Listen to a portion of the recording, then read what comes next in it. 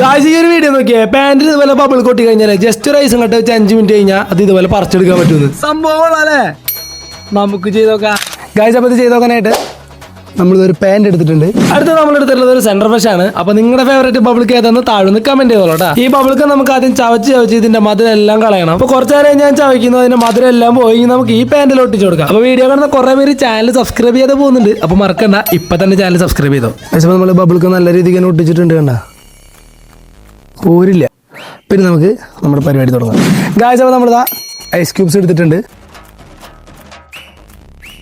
Guys. അപ്പോൾ അവർ പറഞ്ഞതുപോലെ ആണെങ്കിൽ ഈ ഒട്ടിപ്പിടിച്ച ബബിൾക്കം ഈ ഐസ് ക്യൂബ് വെച്ചാൽ അടർത്തിയെടുക്കാൻ പറ്റുന്നതാണ്. അപ്പോൾ നമുക്ക് നോക്കാം ഗായ്സ്. നിങ്ങൾ വീഡിയോ ലൈക്ക് ചെയ്യാനാണ് കാണുന്നത് എനിക്ക് മനസ്സിലായി. അപ്പോൾ ആ വീഡിയോ ഒന്ന് ലൈക്ക് ചെയ്തേക്കട്ടാ. നമുക്ക് ഇതുപോലെ വെച്ചിട്ട് കുറച്ച് നേരം കഴിഞ്ഞിട്ട് വന്ന് നോക്കാം ഗായ്സ്. അപ്പോൾ നമ്മൾ ഐസും കട്ട വെച്ചിട്ട് കുറച്ചധികം നേരമായി കണ്ടില്ലേ.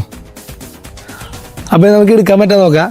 ഐസ് നമുക്ക് എടുത്ത് കളയാം. അപ്പോൾ ഐസും കട്ടി ഇരുന്നിരുന്ന ബബിൾക്ക് ഒരു വടി പോലെ ആയിട്ടുണ്ട്. അപ്പോൾ നമുക്ക് ഇനി എടുക്കാൻ പറ്റാൻ നോക്കാം. ബബിൾക്ക് ഒട്ടിക്കുമ്പോൾ ഇത് എടുക്കാൻ പറ്റുന്ന യാതൊരു പ്രതീക്ഷ എനിക്ക് ഉണ്ടായിരുന്നില്ല കേട്ടാ. ഓക്കെ ഗൈസ്, അടിപൊളിയായിട്ടാണ് നമ്മുടെ ബബിൾക്ക് എന്താ പറഞ്ഞു പോന്നിട്ടുണ്ട്. അപ്പോൾ നിങ്ങളുടെ ആരെങ്കിലും വീട്ടിൽ ഇതുപോലെ പാൻറ്റിൽ ബബിൾ കൂട്ടിയിട്ട് പറിച്ചെടുക്കാൻ ബുദ്ധിമുട്ടുണ്ടെങ്കിൽ ഇതൊന്ന് ട്രൈ ചെയ്ത് നോക്കട്ടാ. വർക്കിംഗ് ആണ്.